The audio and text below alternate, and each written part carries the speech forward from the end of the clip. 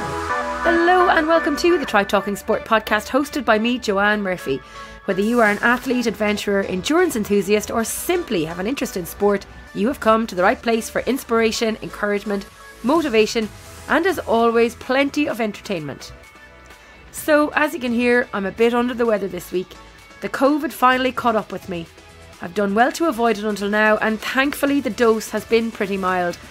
Or maybe the cocktail of drugs I'm taking has masked the more severe symptoms.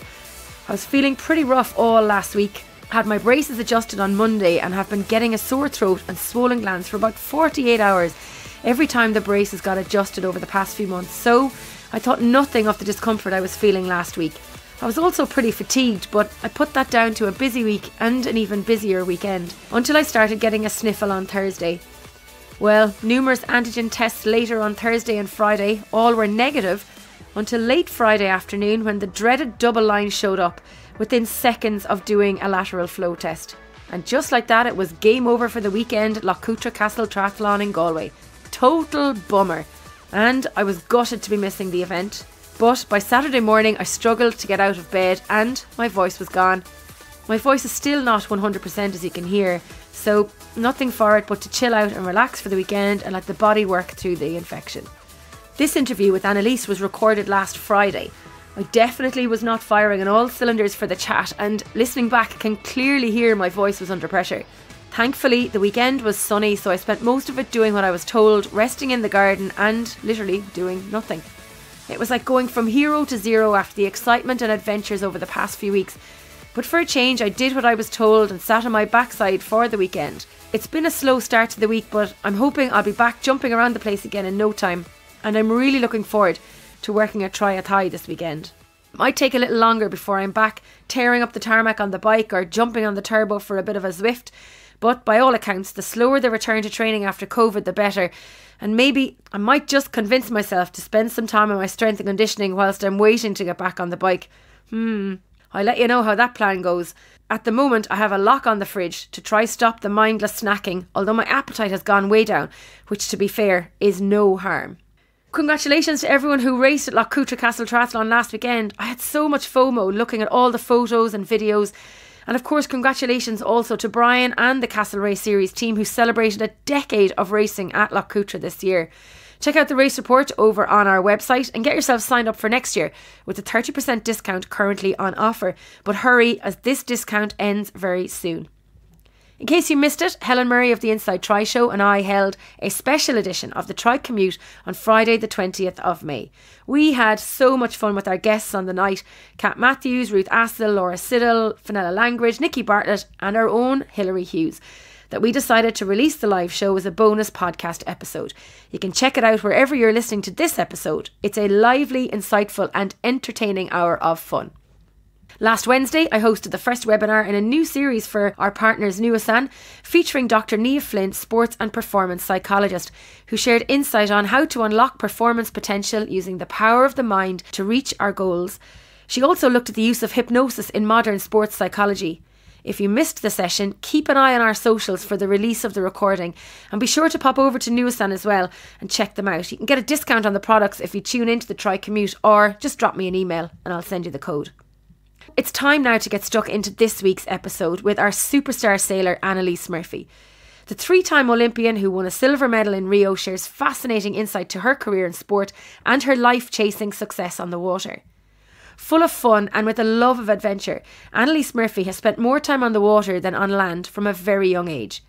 Growing up surrounded by sporting success, she sailed her way into the history books in 2010 when she became the first woman to win the Irish National Championships. She is a European and world champion, and in 2016 at the Rio Olympics secured Ireland's first medal in sailing since 1980. She became the female world champion at the Moth Worlds in July 2017, and later that year joined the Turn the Tide on Plastic team for the adventure of a lifetime in the Volvo Ocean Race. In recent times, Annalise has been tearing up the tarmac, trails and gravel on her bike, taking podium spots across a variety of bike races. She is one to watch over the coming months, as she has already demonstrated a natural talent for cycling, racing and going full gas on two wheels. Her cycling success includes finishing 5th in the National TT Championships in 2021. Rumour has it she took a wrong turn and did an extra few K in that race. She also finished second in the Galway Classic behind Eve McChrystal a few weeks ago, and last week was crowned champion of the Orwell Wheelers Women's League. Studying for an MBA in Trinity at the moment, removed from the constraints of life as a full-time athlete, Annalise has been embracing her love of sport, adventure, fun and people to the maximum. Highly competitive in nature, dedicated and committed to her craft, tenacious and ambitious, yet humble in her success, the world is at her fingertips, and this fascinating episode into her life will give you plenty of food for thought as you embark on your next challenge or adventure, whatever that may be. Now, go grab a cuppa and enjoy the show. Annalise Murphy, welcome to the Try Talking Sport podcast. It is so good to see you after your adventures in Utah with Hilary Hughes. Thank you very much for having me. I'm sure, yeah, like the last time we saw each other, we were sunning ourselves in St. George, so it's a bit of a change. Well, I saw pictures of you running up and down Snow Canyon, chasing Hilary on the bike and supporting her over there. So how did you end up going out to Utah? I'm really great friends with Hilary. She did medicine with my sister. So that's how we got to know each other. My sister was always saying, oh, you need to go out training with Hilary. Like she's always out on the bike. But I don't know, I'm so busy and Hilary's so busy that we never really managed to. And then I just got back from the World Championships in Australia at the start of 2020. And I was out on my bike and it was like getting, sort of evening time. It was pretty cold, end of February. I was like at the top of sort of viewpoint, just it's like you go up Crewe Road and I see this girl coming down the hill and like, you don't see that many girls out cycling on their own. Normally I'm like kind of the lone ranger around the Dublin mountains. So I was like, who's that? That's Hilary. So anyway, I stopped her and we ended up then just started chatting away. And then she was like, oh, do you want to keep on cycling with me? So I was like, yeah, sure. So we cycled on together for like another hour, basically until it got dark. Because it was, I guess, then sort of the start of like the lockdowns hadn't really started yet, but it was like the start of COVID. And so I just started doing lots of training with her. And we just like the two of us got on like a house on fire. And we've pretty much been just great friends ever since then. Then, yeah, she's been, kind of going on her like Ironman journey. And I don't know, I'm probably like, I don't know if I'm the bad influence or the good influence, but I'm just like, Hilary, look how good my life has been being a full-time athlete. I was like, yeah, of course it's hard. And like, there's bad things about it as well. But like, at the end of the day, like, I don't look back and go, oh, I regret doing that. It's been like, the best thing I've ever got to do. So you definitely need to go and do this. So yeah, when she was going to Utah, I kind of jokingly said, I was like, oh, I'd love to come out, but I'm doing an MBA at the moment, so I'm really busy. And then I suddenly realized I was like, I could just go out for the weekend to watch her. So about 2 days beforehand, I like text her, is there room for me in the house? And she's like, yeah. And I'm like, okay, I'm booking flights. I'll fly out in 2 days' time. And flew out with my boyfriend, Cian. And then we went and did Hilary's last little training session with her, and she was going so strong. She kept on dropping me. And then she was like, I don't know if you're just trying to big me up here or if I'm actually really strong. We're both like, no, you're actually really strong at the moment. And then she was like, you guys are jet lagged. We're like, no, you're going really well. And then, the actual day of the Ironman, because we both brought our bikes out so that we could cycle around as well. So we like cycled around to different points of the bike course and to sort of cheer her on at them. And she didn't really expect to see us as well, because I think she just thought we were going to be watching on the run. So like there was 2 different points where we're like, go on, Hilary. And I had a big Irish flag. And I had, she got me a speaker that you can clip onto your handlebars for my birthday, because we always like play tunes when we're doing like hard interval sessions. So like I had this speaker and I was like blaring this song. She actually said it on the podcast with you, Du hast, sort of rowing, sort of death metal-y kind of song. And I'm like playing that and like waving the flag and running along beside her. So it was such a good day. It's unreal to like, I don't know, I've never been at that many events where I'm like supporting someone. It's like I'm always at an event for myself. And I really like, it was such a buzz. And just seeing her perform so well and achieve what she set out to do, it was definitely worth the mad 4-day trip. Mad 4-day trip is right. I can't believe you brought your bikes out as well for 4 days. Wow. We use them every day though. Got 4 days of cycling. This is how you connected with Hilary and we got to Utah. But you're a sailor, like first. Actually, you were a hockey player first, from what I understand. And then a sailor, an amazing sailor, 3-time Olympian and a silver medalist in Rio. So where has this cycling come from? Yeah, well, I guess I've been sailing my entire life. I've also actually been cycling. Like I, from a kid, was like cycling to school, and my parents had good friends that were in the Willow Wheelers. So we used to go cycling with them sometimes. but I'd be like a kid on a mountain bike and everyone else was on road bikes. I'd be like, Mom, this is really hard.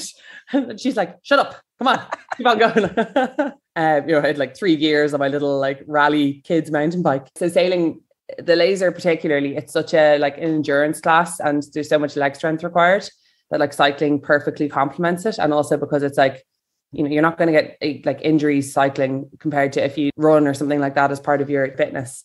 I kind of got my first road bike when I was about 16. So I've actually been cycling a very long time. Everyone was like, oh, like your bike handling is very good. I'm like, yeah, I've been cycling my whole life.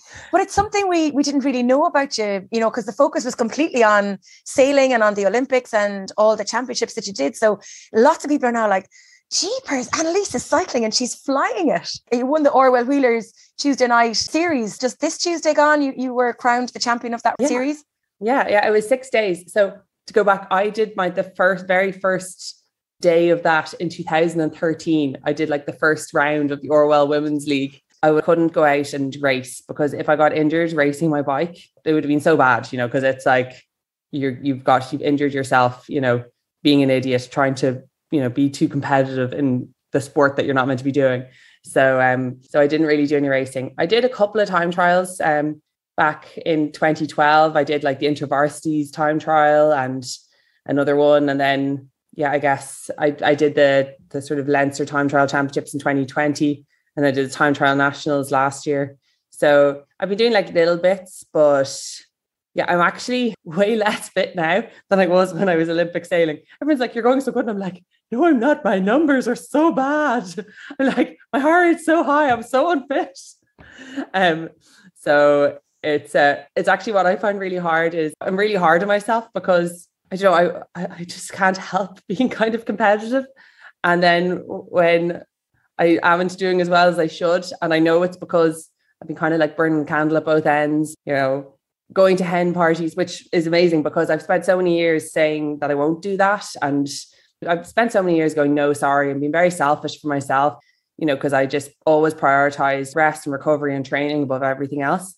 Well, I just don't do that anymore. I'm now like, want to kind of go and socialize with people and have a bit of crack and coming towards the end of my degree or my master's, but it's still, that's really time consuming. So, but I then kind of find it hard. I'm like, oh, maybe I shouldn't have done that race. I wasn't prepared at all. But then also it's great crack as well. And it's great like getting to race against, a bunch of really competitive women also. Like you get such a buzz out of seeing so many women on the start line. And you're well up in the mix. I mean, I know yourself and Eve McChrystal were toe for toe at the Galway Classic there just a couple of weeks ago. And rumour has it you were singing the Fields of Athenry as well on that course. So you mustn't have been racing too hard. I was... Yeah, the Galway Classic. Oh, I had so much fun. I'd actually done the Strada Bianchi Gran Fondo back at the start of March. So I was kind of like, I'd done a bit of semi-race on a lot of gravel and I've done quite a lot of mountain biking this winter. So I was loving the gravel roads. I kept on like shouting parkour as we'd go around corners. I think Eve is just like, this girl is a lunatic. How have I got stuck with her? At one stage I turned to Eve and I'm just like, this is class. I love suffering like this. And she's just like looking at me, she's like, there's something wrong with you. And sure, she loves suffering as well. And didn't Hilary tell me last week that her favourite session is like a VO2 max session? Let me get into the red and just hammer it. Yeah, I did sing the Fields of Athenry, but we were literally cycling through the Fields of Athenry. So I felt like it was apt to just be singing away. And also I try not to take it too seriously as well, because I'm not taking it seriously. So I can't take it seriously when I want to take it seriously, but I also don't want to take it seriously. I'm in this weird little limbo phase of life. So how do you find the balance of, wanting to be competitive and being very competitive and very strong, but then trying to have the crack as well? Is it a fine line, after the Galway Classic, were you hard on yourself or did you congratulate yourself for such a fantastic race? Because it really was a great race. I think I was like a bit hard on myself because I felt so good that day, but I don't have like the race tactics to know what to do with it. So I think I probably could have just gone on my own at the end, but I don't know because I don't really know what I'm doing. So that's part of it. But then something that I have learned is that it is hard to do it all and actually keep on doing it. I've been kind of like on an edge of getting sick for like the last month because I've just been wrecked all the time. But then I just keep on saying yes because I want to do everything and meet everyone. And basically I say yes to everything at the moment because I just spent so many years saying no. But anyway, then it actually did catch up with me this week where I was suddenly like, it was the Meath GP on the like first attack climb that Eve went on. I got to the top of that on the back of Eve's wheel and I'd lost my voice in the 2-minute climb. And I was just like, oh dear, I think I've burnt the candle at both ends too much here. That's something that like going from being like a full-time athlete where all you work on is like your rest and recovery and, you know, eating really well and resting really well. And I was just so obsessed with like looking after myself and making sure that like I got the most out of every training session. And you realize you're like, oh yeah, that does actually work. Well, I'm having so much fun that I'm like, well, maybe I'll just keep on doing what I'm doing. So before we go and talk about your life on the water, does it feel like you've suddenly got a load of freedom now?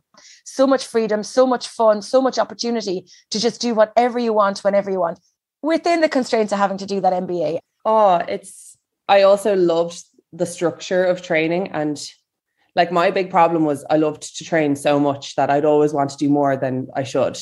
I loved it.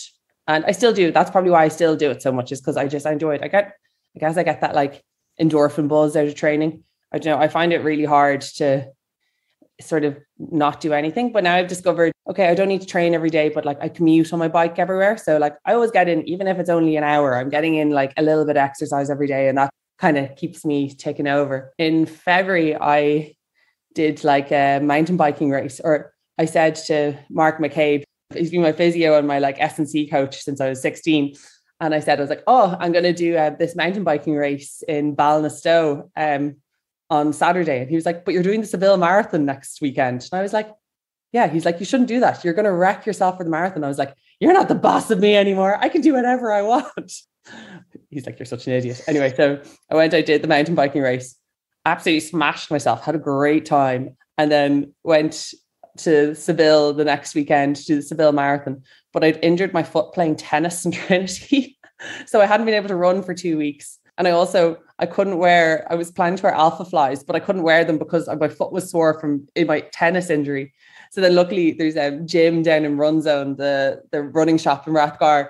He was like, I was like, Jim, I don't think I can even run. And he was like, okay, look, let's try on a load of shoes.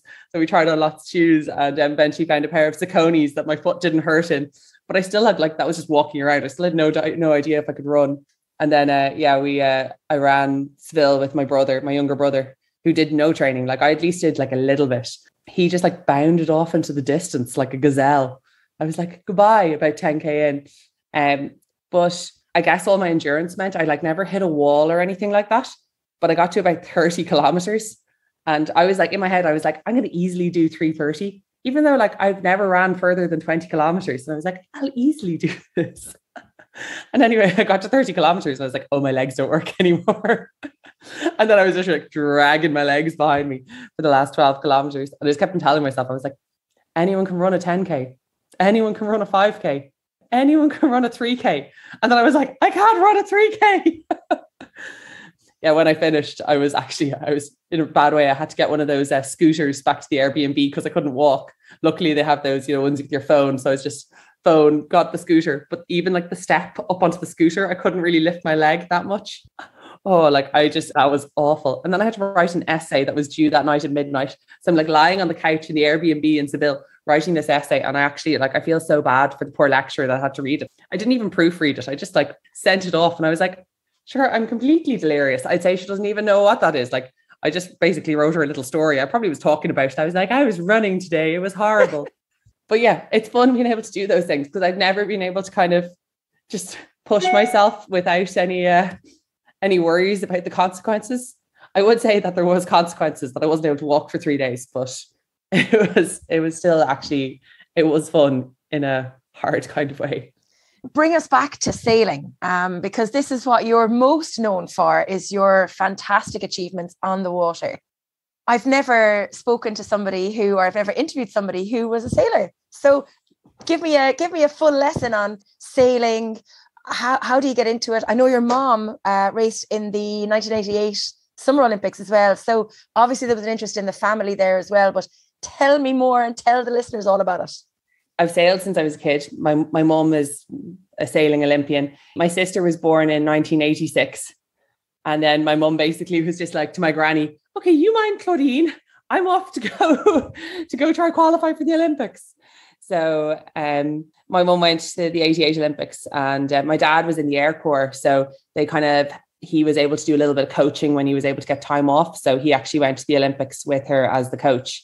Yeah, they got to experience like the Seoul Olympics and everything to do with it. And so from like a kid, it was a really big deal that it was like, mum went to the Olympics. And then they also, in 1993, they broke the Round Ireland speed record on a boat called Lakota with an American adventurer, Steve Fawcett. He's a really famous adventurer. He died in a small plane crash a good few years ago now, but he's like famous for breaking all these records around the world sailing and in hot air balloons and stuff like that. So she's still the fastest woman around Ireland, but the record got broken in, I think, 2015. So, but they held it for over 20 years, the record, and they did it in 44 hours and 22 minutes. But they had 3 small children that they just like left. And I was like, guys, that was so dangerous. Like, you definitely could have died. And they were like, yeah, we didn't really think about that. They were just like, class opportunity to race around Ireland. So I guess sailing is a huge part of our life. And we grew up, my mum and dad, they sailed together. They had a boat and they raced it up in Blessington Lake. We spent our whole childhood just in Blessington Lake, sailing boats or sitting on the little beach there, building sandcastles. And yeah, I didn't take the junior stuff too seriously. Like I only kind of learned to sail when I was 10. That was my first sailing course, which is actually quite late. I was even down, I was sailing on Wednesday night, and there's like all these like 6 and 7 year olds all learning to sail on Wednesday evenings. I'm just like, oh, they're so cute. But I was just like, oh my God, they're so young. They're going to learn so much. But yeah, I was like a little bit behind in the it's called the Optimus scene, where you're like, you can sail in these small boats up until you're 15. But I just had these like big ambitions at the time. I'm going to go to the World Championships.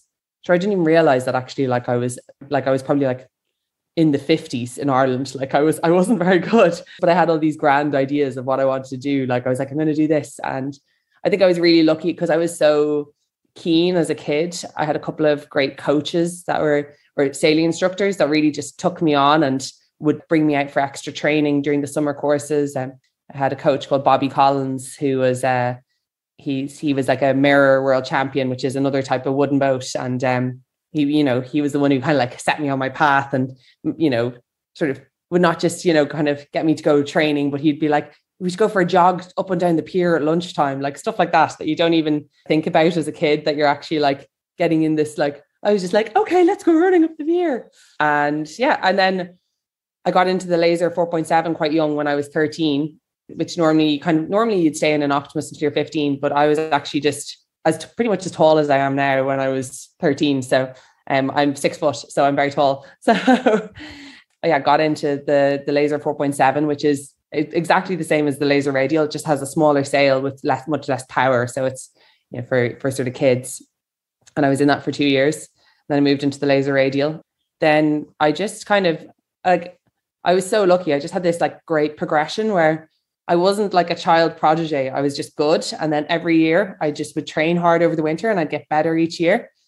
And that was kind of what I did throughout my kind of youth career. And then because I was so into like, I didn't realize that you couldn't really do these things. I was just like, wanted to go to the Senior World Championships when I was 17.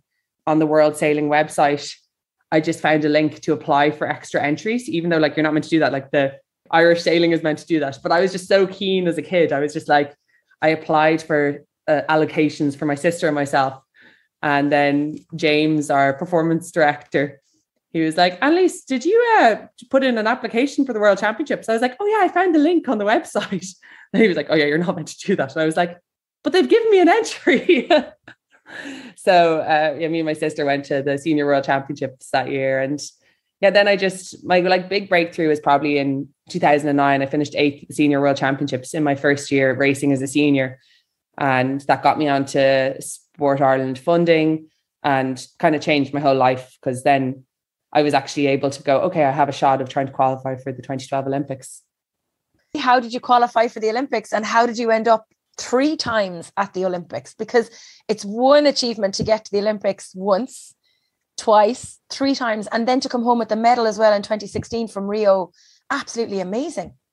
I didn't even know if I guess I never even knew if I'd be good enough to even qualify for the Olympics. Like it was the girls I was racing against, they seemed so good that I was just like, I just don't even know how I could get to that level. And then, I had a really good year. My first year as a senior in 2009, getting onto Sport Ireland funding. I was really lucky that my parents, they supported me 100%, but they don't have they don't have an unlimited amount of, like, they wouldn't have been able to support me full time to go into Olympic sailing. They were like kind of, always had an overdraft and stuff to just for me and my sister to sail. And kind of getting that. And I was like, I'm going to defer my degree from college because I was doing science in UCD. I'll just see how it goes. And, if in a year's time I do really crap, I'll stop and I'll go back to college. But I had a really good year in 2010 and I did well. There was the Olympics the sailing was going to be in Weymouth, which is down in the south coast of England. And I did really well at the World Cup event there. I finished 10th, which was really good. Like a top 10 at the Olympic venue when everyone that was going to be at the Olympics was there, like a really high standard. And just kind of continued to do well. And I still would lose a lot of confidence quite easily. Like I'd be going really, really, really well. And then something would go wrong. Like it would be something really small. It'd be in like training. I wouldn't even necessarily be in racing. And then I'd be like, I'm so terrible.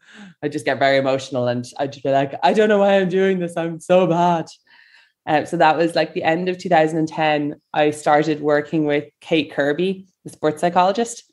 I'd actually worked with her when I was like 15. She'd come away. She had just finished her sports psychology master's and she'd come away with the sailing group to an event in Germany.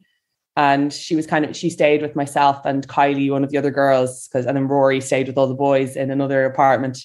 She was the first person, actually still like funnily, I have all my notebooks and like I have the notes that I wrote, like that she got me to write down of like, how do I prepare for the day? And like, how much time does it take me to make my breakfast and prepare my lunch and walk from where we're staying to the sailing venue and get rigged and get changed and just all that kind of stuff. And like things about confidence, or even things about like, at that time I'd been sent away with, cash that basically was enough for my food. And that was about it. I think on my second day there, I saw a pair of jeans. And this was when, like the old flares that dragged along the ground, everyone was wearing them. I was so tall, you couldn't get any flares that dragged along the ground for me. So anyway, but in Germany, I found a pair of long flares that dragged along the ground. And I was like, I have to get these jeans. These are my jeans. So anyway, I bought these jeans. Yeah, I was like literally living off like, I think I had like a loaf of bread and like a packet of ham and cheese that I was just making myself ham and cheese sandwiches for breakfast, lunch and dinner. And she was just like, at least you can't do that again. Did the jeans look good though? Oh yeah, they were great. They were dragged along the ground. Like, I was so happy. I was like, because I never got to experience it. I'd never had jeans that dragged along the ground. So I started working with Kate again anyway at the end of 2010. And she just really helped me again, just try and like prioritize confidence and stuff like that. And I think that was the one thing that I'd probably be missing in my preparation was, the actual preparing my head well for racing. And kind of then just 2011, I had like one of the best years of my career. It started off the World Cup event in Miami. I finished 4th there, which was like just, huge, like a breakthrough to be like top 5 at a World Cup event. I had my 21st birthday on the last day of that event. So it was quite cool. I was, 4th at the big World Cup event. And then it was my 21st birthday that night in Miami. It was quite exciting. And I just continued to have a really great year. I finished 3rd at the World Cup event in Weymouth, which was huge. That was like medaling at the Olympic venue against everyone that I knew I'd be competing against in the 2012 Olympics. And then at the end of the year, I finished 6th at the World Championships, which qualified me for the London Olympics. And it was honestly, looking back now, I really had a very easy time. At the time, I thought I was having a hard time, but it was, I really didn't have very many hard times.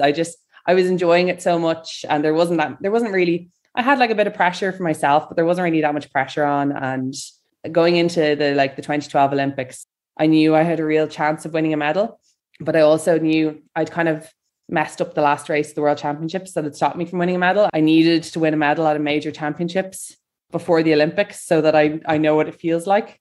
And in my mind, I think I've really messed up here. I don't know if it did, because and then when I got to London, I had a fantastic Olympics. Like I won the first 4 races. I think in terms of like points, it's my like second lowest ever points accumulation over an event. In sailing, you get 1 point for first, 10 points for 10th, 20 points for 20th. I went into the medal race on 34 points, which is over 10 races. That's really low. It's you're, averaging basically a 3.4 per race for 10 races, which normally would easily win you an Olympics. I think the Tokyo Olympics was won on like 100 points or something. So it's run over a couple of days, isn't it?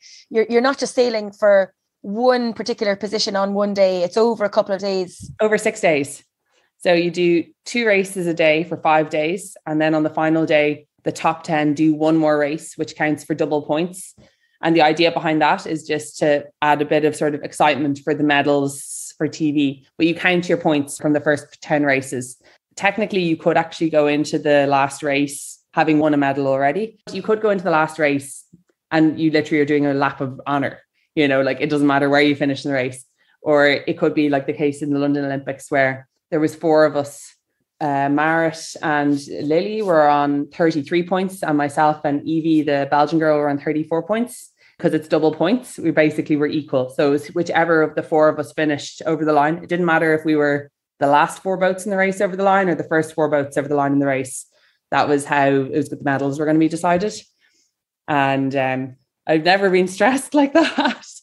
I was so afraid. I was like, all I could think about was like, imagine if I just mess this up. And I was like, I actually just had it in my head. I was like, how awful is it going to be if I come fourth? I couldn't even think about the fact that I had like basically a 75% chance or better really of winning an Olympic medal. I was just like, 4th place at the Olympics. There's nothing worse. Anyway, so I was, I completely freaked out in it. And like, I fought really hard in the race, but I didn't sail the way I had been sailing for most of the week. And so I finished 4th and I was like completely heartbroken. The Olympics, they're such a hard competition. It's only once every 4 years and everything kind of has to go right for you. And I felt like I'd had that week where everything had gone, like I'd sailed really well. Everything had kind of gone right for me. And I didn't know if I was going to, if that was it. That was going to be my one Olympics that I was going to perform well at. And it was a 4th.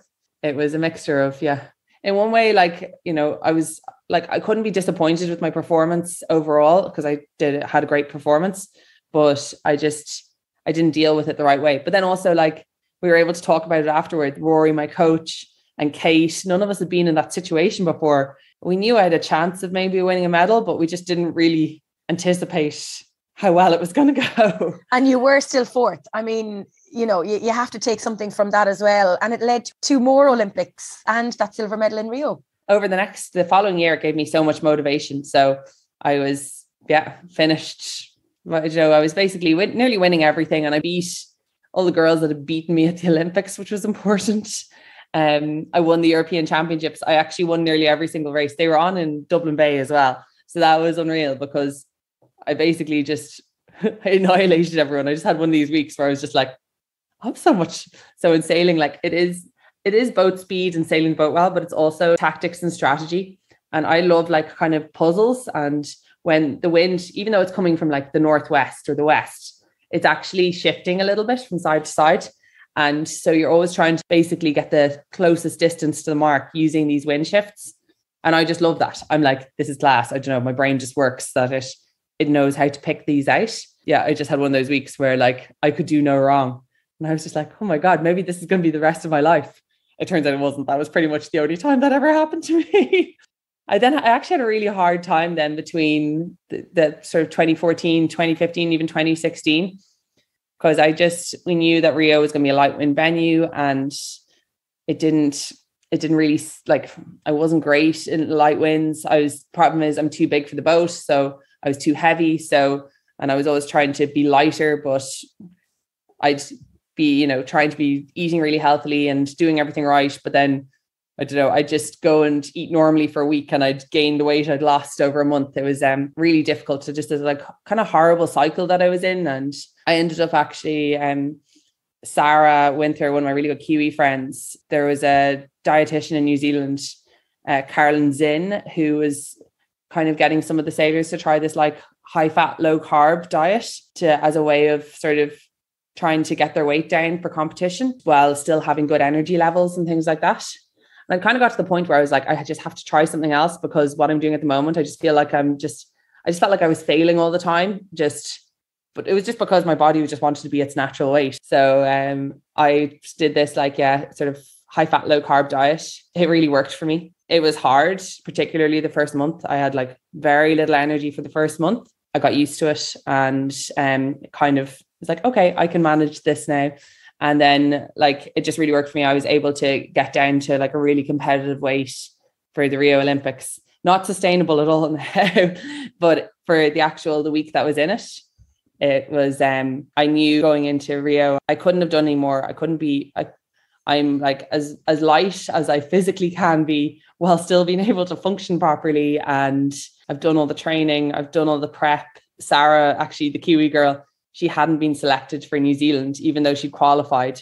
It also made me appreciate how lucky I was, because Sarah had been performing better than me, but I was getting to go and she wasn't. So she actually came to Rio with me. So we had an apartment, an Airbnb, with Kate Kirby, Sarah and myself. And then Rory, my coach, was staying in one just across the road. So we had like this great little like group for the whole Olympics. Every morning before racing, Sarah and me, we'd go down to the beach and we'd play basketball as like a little warm up, just for something, because we didn't start racing till 1 or 2 every day. So the morning can get quite long, you know, when you wake up because you're a bit nervous. Yeah, we'd go and play basketball. And I was just like, I am unreal at basketball. Anyway, I'd go off sailing and Sarah would go back up to the apartment with Kate and they'd drink coffee. And Sarah would just be like, oh my God, she's so bad at basketball. I basically had to just be airballing every time. So she'd win today. Like she was just completely hustling me. And it was a way of building up my confidence. Like, you know, you're doing so great.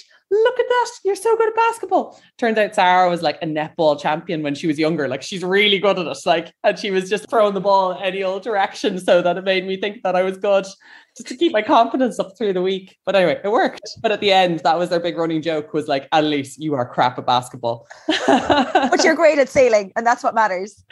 Yeah. So it was 2016 it was unreal. And all the lessons that I had to learn from London, like I'd had some really hard debriefs after London of where I went wrong. The big thing that I had come out with the end of it, at the end of London, was not to fear losing, but to see the opportunity that I had. And that was in London. I didn't see that. All I saw was the fear of losing. I couldn't see, look at the opportunity. The worst I can finish is 4th. Like I've put myself in this amazing position, but I couldn't even see that. But then all those learnings actually came in Rio. None of these girls have experienced what I have. They haven't experienced what it feels like to come 4th. I know I just have to go out and enjoy my last race, because I went into the last race in third position, but I knew that I could finish as worse as 5th, and it was going to be hard to get a gold medal, but easily get a bronze or a silver, but I could also easily drop to 4th or 5th. So, but I just had this completely different attitude going into the race. Actually going around the last mark of the race, I was actually in gold medal position. And then I knew I couldn't do no worse than silver at that stage because of the way the race had panned out. And I just thought, I was like, oh my God, I don't know if I want to win a gold medal. That could ruin my life. You know, it was just this like mad moment in the middle of the race where like, you should not be thinking about that. But I think it was at this sense of like relief where I knew I couldn't get worse than a silver. And then suddenly I was like, do I actually want to win a gold medal? Like I obviously did. But at the time I was just having this like mad moment. And in that like little mad moment I was having, 3 boats got inside me and it meant then I was behind them. So I was like, oh, well, I guess I'm not going to get that gold medal after all. But isn't it amazing how the difference in your mindset and your attitude affected the London Olympics versus the Rio Olympics, and how that fear of being 4th, which is still incredible, when you knocked that on its head in Rio and was like, oh my God, I'm in, you know, the worst I can do is 2nd. It's just incredible to think that how, when you shift your mindset to the positive and think about the positive outcome, then it leads to it almost. I know there was lots of work went in the background and things like that as well. And you were much more experienced by the time you got to Rio. But I think that's a valuable lesson for all of us to take away, because our mindset is so important for our success. Yeah, it really is. It also, you do have to learn to get that mindset as well. You know, if I'd never experienced what I had in London, I might, you know, I never would have known that was what there is a big thing to say, like that disappointments, you do actually learn a lot more from them than from when you do, you know, when you do well, because you have to figure out, you know, where did I go wrong? Like, you know, why did this happen? Well, when you do well, you're just like, woo. And you also mentioned, you know, in Rio that none of these girls knew what it felt like to be 4th. and you knew you didn't want to feel like that again. So it kind of spurred you on to chase that gold medal or that silver medal or whatever it was that you wanted on race day. You did take part in the Volvo Ocean race after Rio. And that's what Hilary mentioned as well. She said, talk to Annalise about the Volvo Ocean race. Do another bit of a brain dump for me on the Volvo Ocean race and how you ended up there and what it was like being on the boat. After 2016, I got an email in sort of the middle of 2017 from Dee Kafari asking would I be interested in doing a trial. She was putting together a team for the Volvo Ocean race and she wanted to make it 50-50, so 5 men and 5 women. And anyway, I was just like, I can't imagine anything worse. I was like, that sounds horrible. But I was also like, I'd love to go down and, see the boat. They were based in Lisbon. I was like, so I flew down to Lisbon to see the boat, went out sailing for 48 hours, was seasick for the first 24 hours. And I came in off the water and I was like, I'm so glad I'm back on land. I was like, hang on, come back to me. Did you ever get seasick when you were sailing in your own boats? Yeah, so not so much in the laser because you're on the water, you're so close to the water, and then secondly you're concentrating so much. It would only be sometimes say in between races if there was no wind but big swell and you're just hanging around waiting, then I'd get seasick. But generally when I was racing, once you're concentrating you're okay, but on big boats I get seasick all the time, or ferries and stuff. I'm like, oh God, I think I'm gonna die. So anyway, I knew I got seasick. So that was another reason why I was like, I don't want to do this. But anyway, we got in and she was like, so Annalise, we'd love to have you on the team that I'm putting together. And I was just like, I feel like we had a very different experience over the last 2 days. I asked you probably every 5 minutes, when were we going back to land? And anyway, she was like, well, what do you think? And I was like, I honestly don't know what to think. I was like, I'm going to have to think about this before I say yes.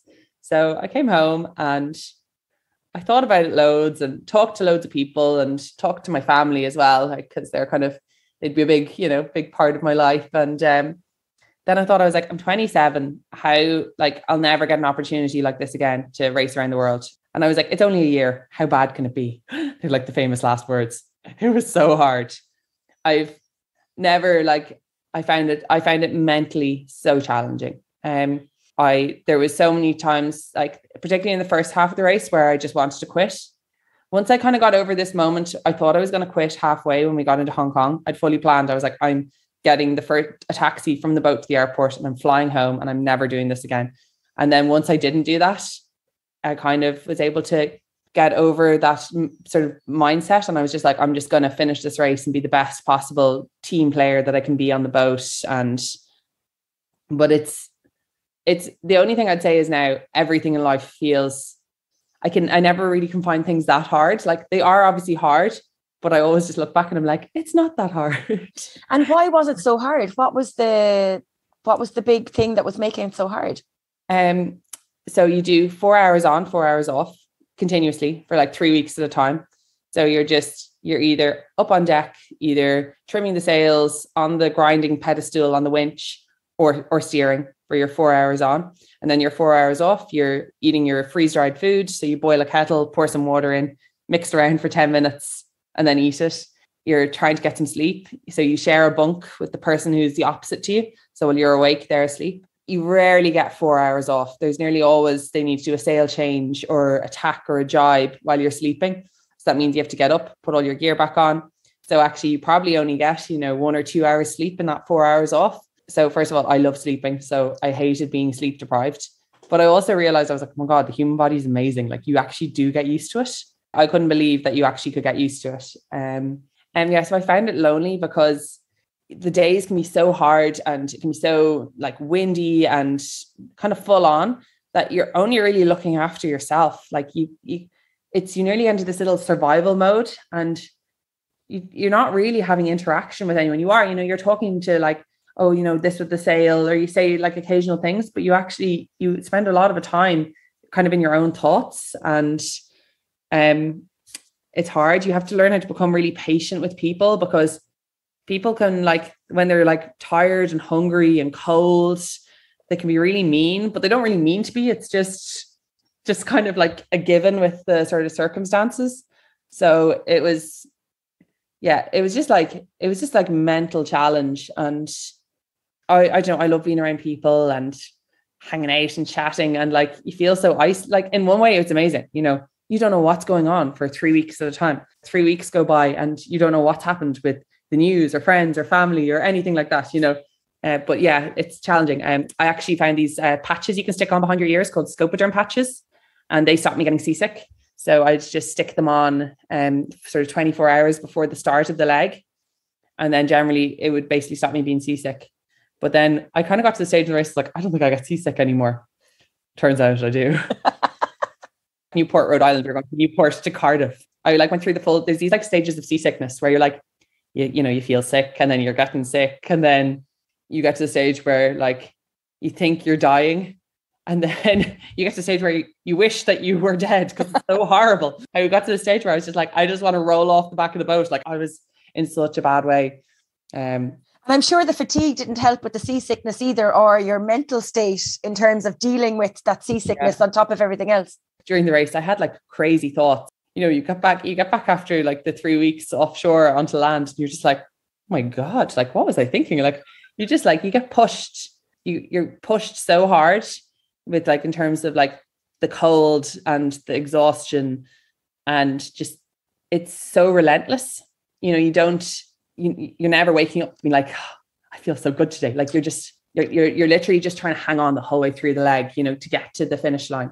Then that's the challenge of it, I guess. The most amazing experience as well. First of all, getting to be I was on the team Turn the Tide on Plastic. So we were, you know, trying to like spread the message of sort of, first of all, like how much plastic there is in the ocean. It was everywhere. Like everywhere we went, you'd be seeing, you know, just rubbish, plastic, small plastic, fishing nets, wheelie bins. Like these are like 1,000 miles off the coast. Like, you know, wheelie bins.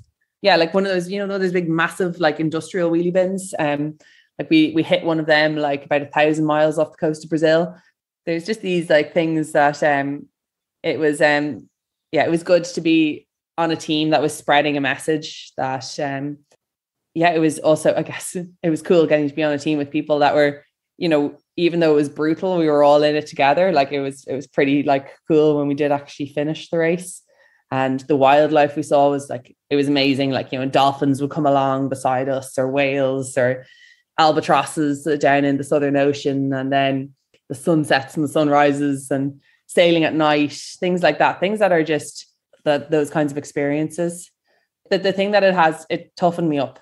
I thought I was kind of tough, but I'm very tough now.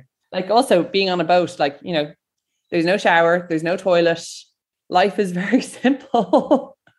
You know, the final of Ultimate Hell Week was on last night. I think you could be a candidate. Were you watching it? Oh yeah, no. So tough. I'm done with the hardship. So if you got offered the opportunity to go back on a boat for the Volvo Ocean race, would you take it?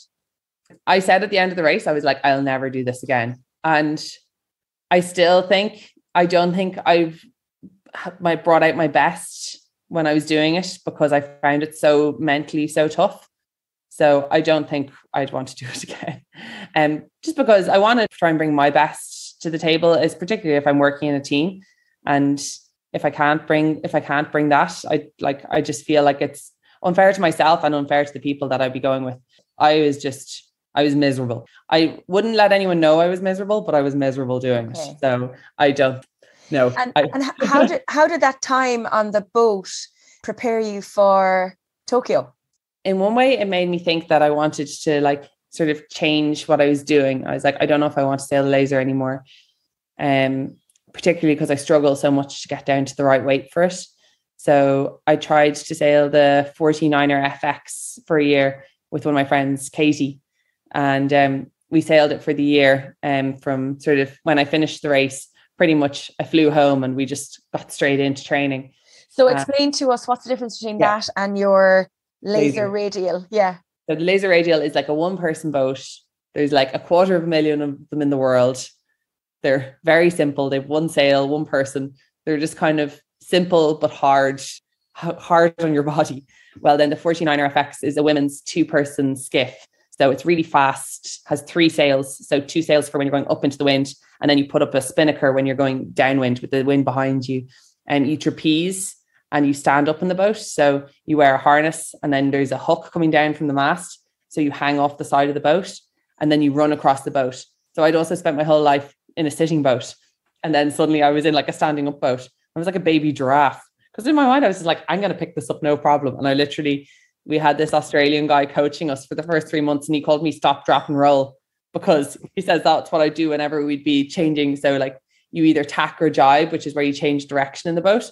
And like when just to get from one side of the boat to the other, I'd basically start running across the boat. I'd then stop when I'd realized my legs didn't know what to do. And then I'd just drop to the floor and roll across the other side. But yeah, it was a brilliant experience. And it gave me a lot of confidence in my actual racing abilities, but it was scary. And I was scared of injuring Katie as well, like, because you can get injured in the boat, and she broke her arm quite badly when we were about 2 months into sailing. And from that moment on, I was like, oh, I don't mind hurting myself, but it's hurting someone else, like, freaked me out. And we kind of just realized there wasn't enough time I think it was ambitious thinking that in 2 years we'd learn how to sail the boat and get to the Olympics. And we went to the Olympic test event in the 49er FX. And it was there I realized, I was like, oh, I'd excel in the laser here in the venue in Japan. It's like windy and wavy. And it's like everything I'm good at in the laser and everything I'm bad at in the 49er. So I decided to get back into the laser. Now, I didn't realize, I think probably if we'd had the 3 years in the 49er, we actually would have been able to crack it. But who knew that we were going to get COVID? So I just threw myself back into the laser, and I had a fantastic few months when I just got back into it, because I was so sort of energized and so confident in my abilities. And yeah, it was doing really well. I was sort of in a position to win the World Championships going into the final race.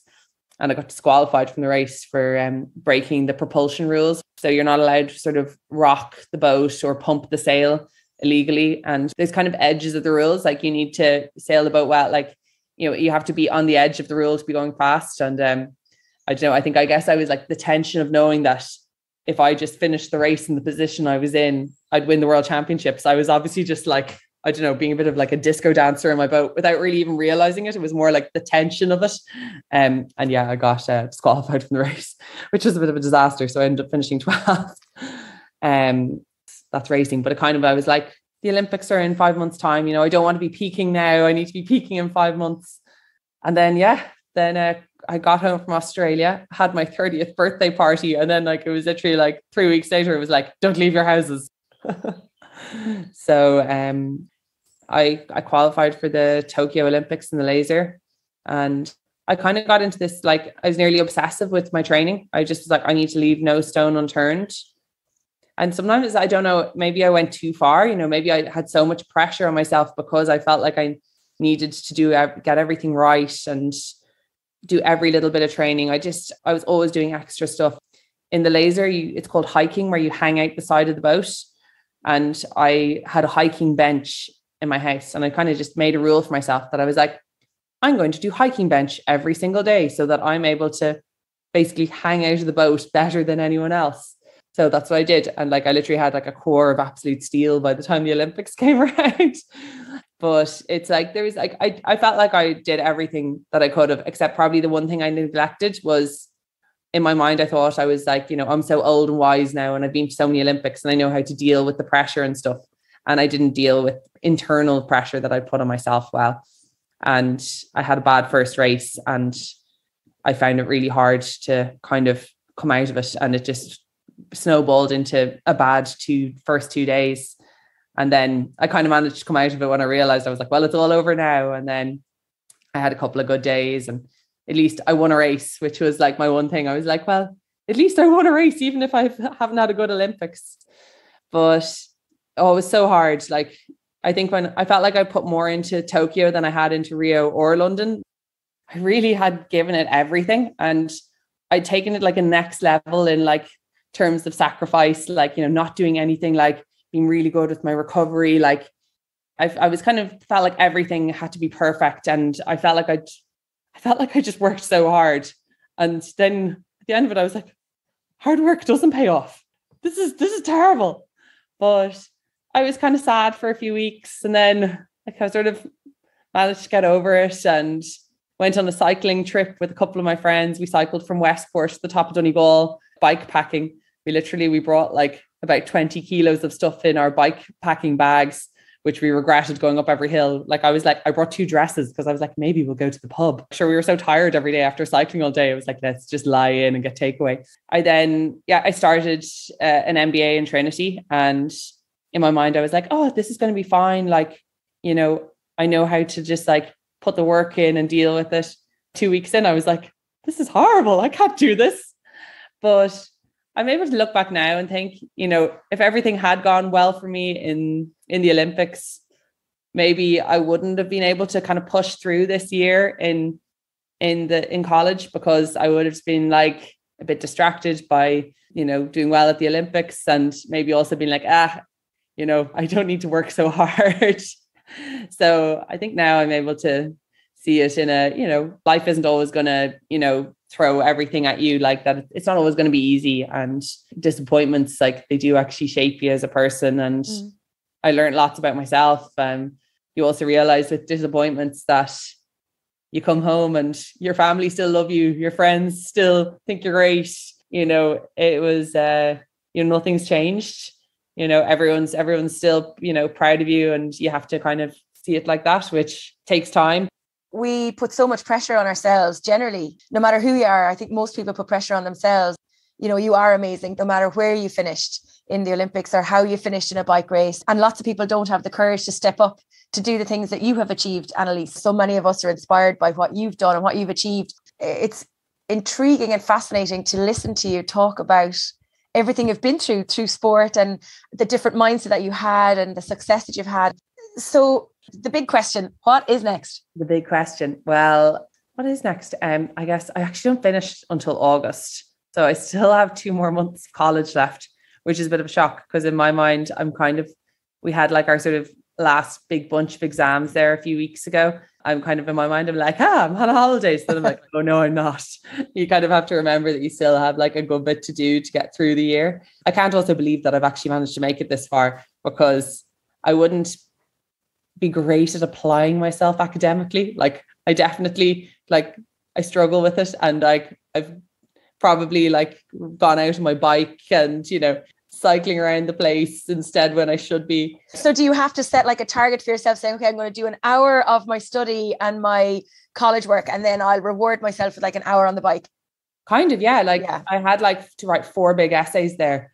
Okay, you're going to write 1,000 words, and then you're going to get to go out on the bike for 2 hours. Then you're going to come back home and do another 1,000 words. But it meant that I actually got it all done on time, just because this is how I'm going to do it. And the thing is, I actually would say, like, I could have spent 12 hours in my room trying to write my essays, and I would have probably done less. Like, so it was just kind of by rewarding myself with like being like, okay, you can do this or that. Or I had to write an essay while I was in Utah. Like, I didn't go to watch the start of the swim with Hillary. I woke up and I was like, good luck on your swim. I have to write my essay now, and then I'm going to come out and cheer you on the bike. Although I do worry, like, I feel so bad for all these poor lecturers that are like correcting my essays, because they're probably just like, this makes no sense. What is she talking about? And I love like bringing in a bit of life experience into my essays, that when they're like academic essays and you're not meant to like be talking about like, this is my thought. Like, the thing I've enjoyed most is like the project work, because first of all, it's kind of like, I don't know, you get to work with a team. So it's really fun working with a group of people. And also it's a bit competitive, because there's like prizes there's, you know, who does the best company project. And you're not competitive at all. Yeah, well, you see, I realized I can't be competitive on the individual stuff, because everyone in the class is a genius. And, you know, I was just like, okay, I'm not going to get the best essays, because first of all, I'm just basically, it's like Annalise's brain thoughts, like, rather than like anything from actual research. So I was like, you know, I'm not going to do well on these essays, but this stuff, I was like, I can be great at this. So, yeah, I've enjoyed, definitely, like, there's been times of it where I've been like, this is really hard, but I think I've had a pretty good attitude of just trying to, the things that I enjoy and I'm good at, to like throw myself into them, and the things that I don't enjoy so much, just, you know, make sure that I learn enough that I can get through it and get out the other side. And that's kind of how I've sort of approached the year. And so, yeah, I'm basically 80% of the way through it, and I don't know, passed my exams. So I'm like, they can't stop me now. And of course, a little birdie told me that you spent some time in Ballymaloe cooking and have a huge passion for food. Yeah. It's really important after the Olympics that you have something to do, because it's a really hard time. You have this like one singular goal and then it's over and you're kind of like, what am I going to do now? So I've always been quite good. Like after the 2012 Olympics, I went back to UCD to do health and performance science. And I also signed up for the Ironman 70.3 in Lanzarote. So I had like 2 little goals for like kind of the like coming months afterwards. This was back when nobody did half Ironmans, like in 2012. People were like, you're doing what? I'm like, oh yeah, it'll be grand. It was actually, I had a great day. But so that was like good. And then after Rio, I knew I was like, it's really important that I have something to do. And I love cooking. I've been really into it. I don't know if I like the kind of control, and I love entertaining people as well. Like I love having like dinner parties and stuff like that. But I decided, I was like, after Rio, I'm going to go to Ballymaloe for 3 months. So I was meant to start in September. But then I got home from Rio. I didn't have any realization or idea of what was going to kind of be waiting for me when I got home. Like life was just so full on. Like I was on the Late Late Show and there was a huge party in Dunleary and I was on TV all the time and I was going into loads of schools. And I deferred it till the January of 2017. And then I went down for 3 months to Ballymaloe and I had like the time of my life down there. It was so much fun. I love cooking and baking, so I just enjoyed it. And then I'd all spent so much of my career being so strict with what I was eating, and it actually can be quite hard because you go on this like stage where you're like nearly like, you know, like a little bit obsessed with your food and your eating, and you have to be very careful that doesn't end up going the wrong way, that you end up sort of with an eating disorder. So it's like a fine line to balance it. And then suddenly I was like in a place where I was like, everyone just loved food and baking cakes and eating cheese all day. And I was just like, oh my God, this place is amazing. But I actually signed myself up for a half Ironman in Aix-en-Provence in May, because I was like, this will mean that I keep on doing some training while I'm eating all the cake. So I'd be out like running laps of the roads of East Cork around Ballycotton and stuff in the mornings and the evenings before and after class to keep up some kind of fitness while I was doing it. But it's been such a great thing to do, and it does make you, when you do have to eat very healthily, it's great kind of having this like repertoire of knowing how to use sort of every different herb and spice, and you can just make food so tasty but really healthy as well. What's your favorite go-to dish now? Oh, that's a good question. I do actually really like eating healthily, even though I've also discovered a love for Bread 41 pastries, because Bread 41 is directly opposite the Trinity Business School. I just really like making simple like curries and things like that's kind of, and it's not even like a Ballymaloe recipe. I literally just lash in some red curry paste, some coconut milk, mad for a bit of almond butter, just like throw a bit of that in, and then just like loads of vegetables and like, I don't know, some prawns or some chicken or something like that. So like that's kind of like my go-to for just sort of quick, easy, sort of healthy food. But I don't do as much cooking as I would have done. Like when I was sailing full time, I was cooking all the time because it was my way of relaxing in the evening. Just like, I know I was like, oh, I'm going to cook in the evening, and it would give me like probably half an hour to 45 minutes to just like make all the food. And because you're concentrating on doing that, I wasn't thinking about sailing. And then also I'd make enough that I'd have enough for lunch the next day. So yeah, I actually cook way less now because I'm just running around like a lunatic the whole time. Also like going out for food, that's another great freedom of what I have. Is like before, I really wouldn't have wanted to go out to restaurants that much, just because I was worried that I wouldn't be able to eat the right thing or stuff like that. Well, now I'm just like out and I'm like, I'll have the starter, the main course and the dessert, please. And she'll work it all off on the bike anyway. Yeah, I know. It's well, I don't know. There's I don't actually know if you can like outcycle eating a bad diet. So I don't think so either. But no, but life is also for kind of enjoyment, and that's, I guess, I'm getting to experience that side of it now. Yeah, and you also sit on the Olympic Federation of Ireland Athletes Commission. Yeah. So talk to us a little bit about that. I'm conscious that we're over an hour now at this stage, but I could talk to you for another hour. But talk to me a little bit about that before we get to some of our audience questions. So I'm on the OFI Athletes Commission and I've only just started. So I'm not really too sure exactly where it's going to take me. But what I really want to do is try and maybe mentor younger athletes, like help them, because I've learned so many lessons over the 3 Olympic cycles that I've done that I don't just want to like hold that to myself and like not pass it on in some way. So helping them out. And then also maybe trying to help out like that post-Olympic period, because it is really hard. You have this singular goal for your, 4 years or, 8 years or 12 years. Some people will be campaigning for 12 years before they actually make it to their first Olympics, and then it's a huge moment in your life and it's an event like nothing else. And then when it's over, you're like, kind of like, what am I going to do with myself now? Like, because I guess I've been quite lucky that I've always thrown myself into something else, but it's been through advice and guidance that I've got to do that. If it wasn't people saying, what are you going to do after the Olympics? And like, have you got any plans? And make sure you get to do something that you enjoy and that, that will give you, a sort of a new goal to take on.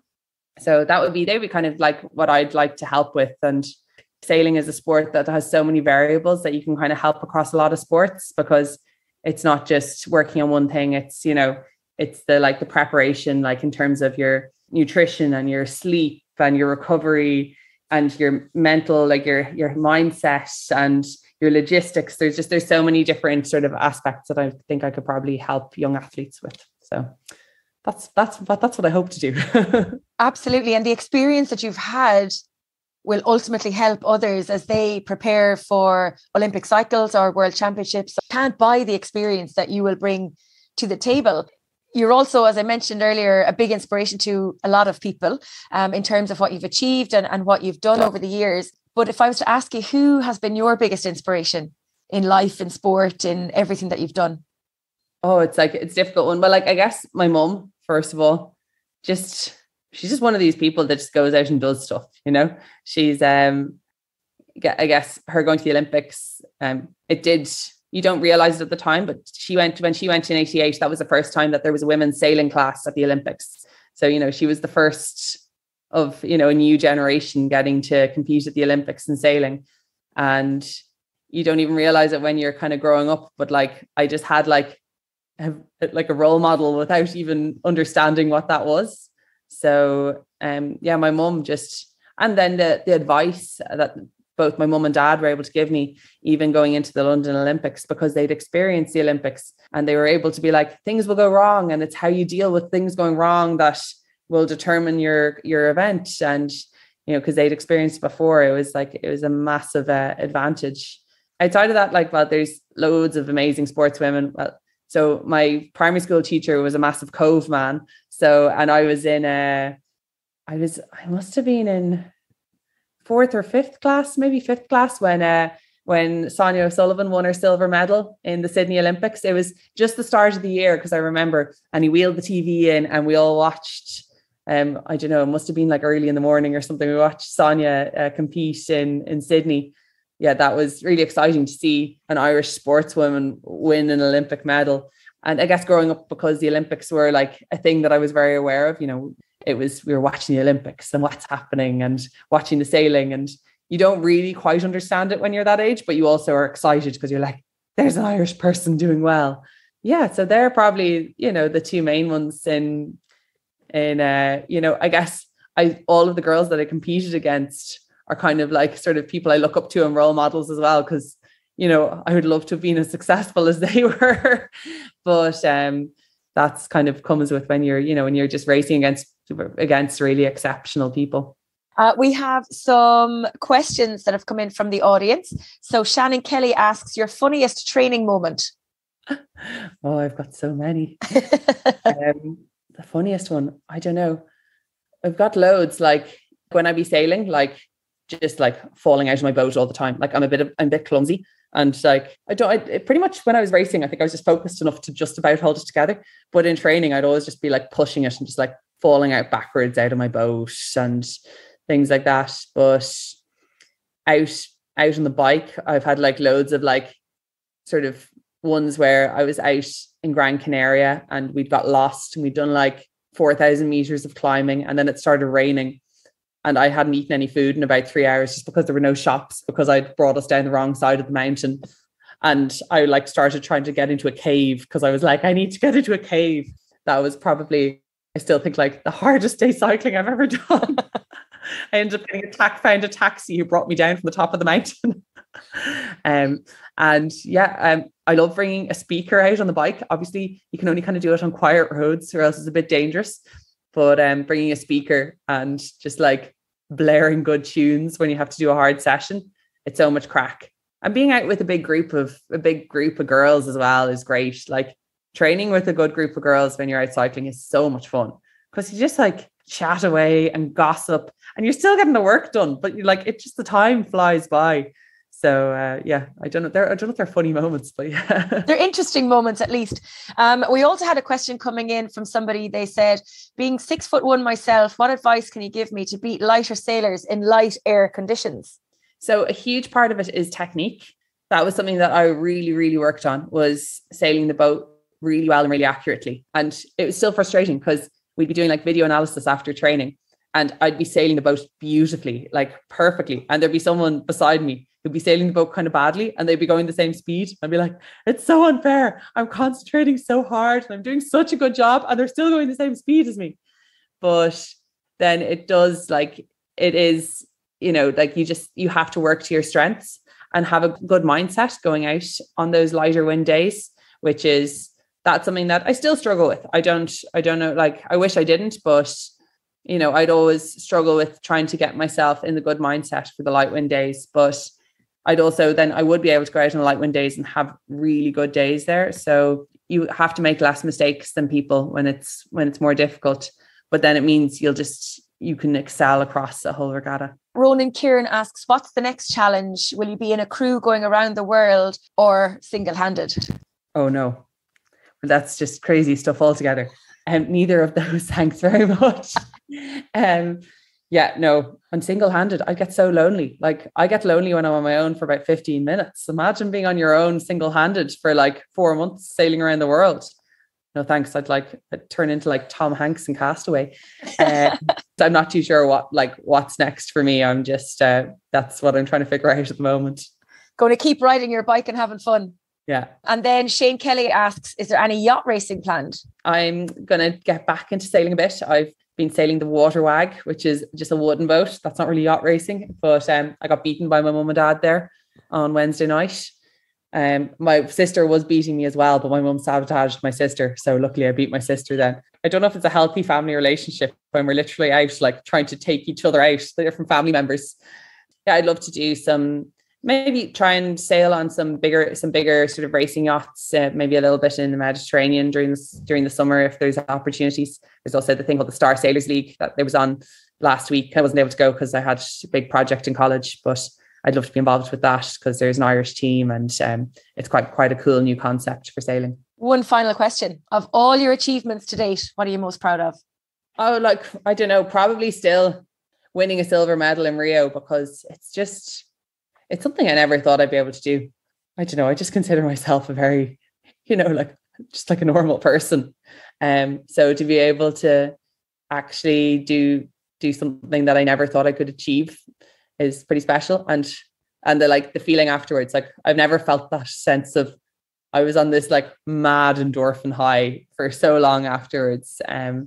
It was so great. And my whole family being there as well, like being able to celebrate with them. It was just a moment that I'm very lucky, and you kind of forget, you'll forget about it because, it happened, 6 years ago, but it's still, I guess it's the thing that I actually managed to do it. I managed to, my lessons I'd learned from London, I managed to keep my head on and put them forward in Rio was good. Well, we'll have to see you come down to Galway for an old spin. We might get Hilary down from Westport. You can bring us sailing and we'll bring you cycling down around the back roads of Connemara and Westport. Thank you so much, Annalise Murphy, for joining me on the podcast. Thanks for tuning in. I hope you enjoyed this episode. You can get in touch with any feedback or guest suggestions by emailing me on trytalkingsport@gmail.com.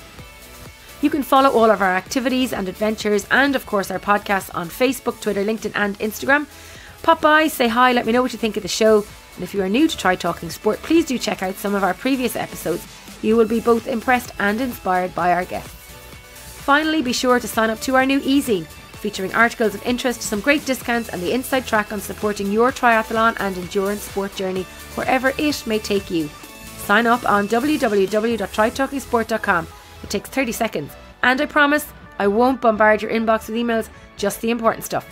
Until next time, stay safe, keep smiling and remember to look for fun and adventure in every day.